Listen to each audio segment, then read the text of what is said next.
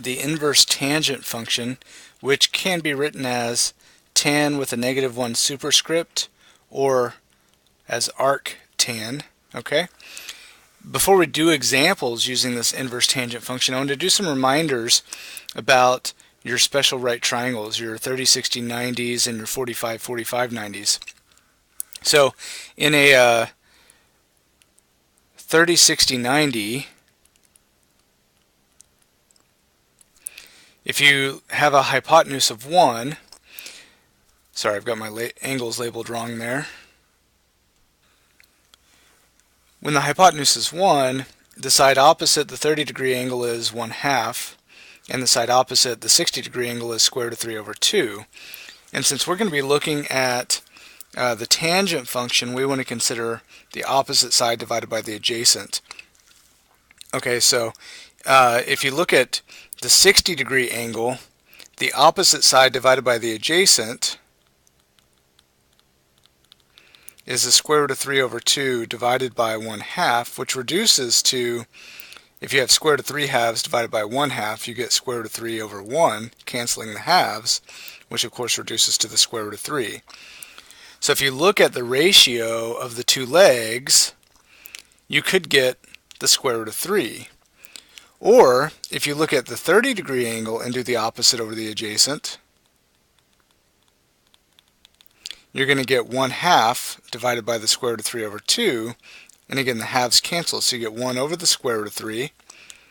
Or if you rationalize that denominator by multiplying this by the square root of 3 over the square root of 3, it simplifies to the square root of 3 over square root of 3 times square root of 3 is just 3.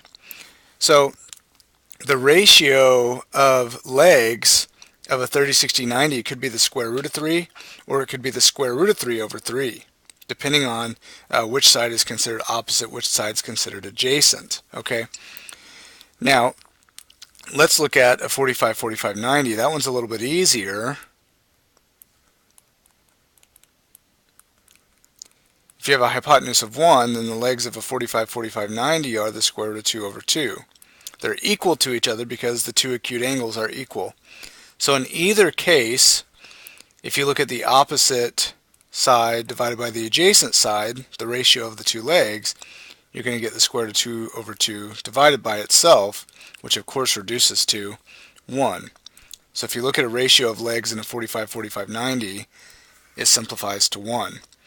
Now, these ratios are all independent of the size of the triangle. Okay, so you don't have to choose a hypotenuse of length 1, because when you look at the ratio of the leg lengths, they'll reduce to these exact same numbers. Okay, so now we're equipped to go handle some examples with tan inverse or arctan. So let's start with tan inverse of 1. So this is the ratio for the tangent function, which is opposite over adjacent, or the vertical side of your reference triangle divided by the horizontal side. Okay, so if you look at reference triangles where the vertical divided by the horizontal equals 1, that implies, well, if you multiply both sides by the horizontal side, that the vertical side equals 1 times your horizontal, or just equals your horizontal side. So we're looking at reference triangles where the vertical and horizontal legs are equal to each other. So that could happen in quadrant 1. So we've got a horizontal leg and our vertical leg. Those are equal. If those are equal, this is a 45, 45, 90, meaning it looks like this. If you were to label all the sides, you don't have to do that, but it's got to be a 45, 45, 90. Or you could be in quadrant 3 where the horizontal and vertical legs are both negative square root of 2 over 2. That would also give you a ratio of positive 1, and that is also a 45, 45, 90. So using the idea that the tan inverse function is going to output the angle with the least amount of rotation, we have to choose, do we want this angle or do we want this angle? Well, clearly the first one is the least amount of rotation, which is positive 45 degrees, or pi over 4. So this rotation here is positive pi over 4. So tan inverse of 1 outputs the angle pi over 4 in radians. Okay, let's try another one.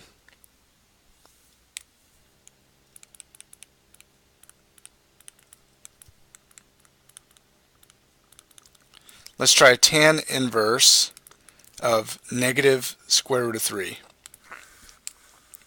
So again, this is vertical divided by horizontal equals negative square root of 3.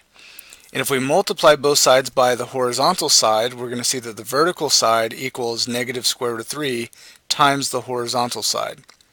So in other words, the vertical side is the longer leg length in this case.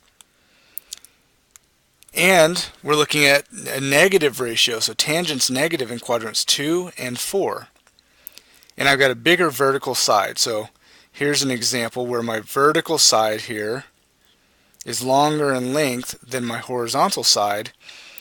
And I know that if my vertical side is square root of 3 times my horizontal side, or if the ratio reduces to square root of 3, then my side lengths are square root of 3 over 2 and 1/2 with a hypotenuse of 1. And of course we recognize that as a 30, 60, 90, where this is the 60. And in this case the 1/2 is negative because it's left, and the square root of 3 over 2 is positive because it's up. I could have that same reference triangle in quadrant 4, where the square root of 3 over 2 is negative and the 1/2 is positive, still a 60-degree reference angle. So I've got to choose the angle that involves the least amount of rotation. So I could have this angle, or I could have this angle. Well, now the negative angle, negative 60 degrees, or negative pi over 3, wins. So tan inverse of negative square root of 3 equals negative pi over 3. Okay? Let's try another.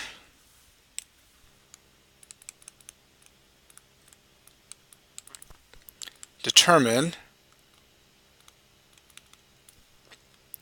arctan of 0.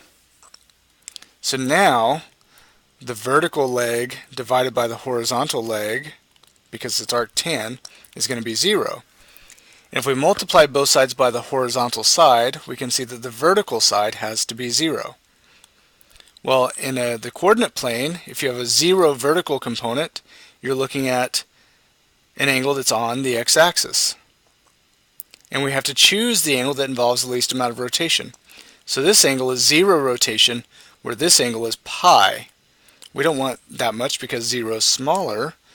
So arctan, which is the same thing as tan inverse, of 0 equals the angle 0. And let's do one last example.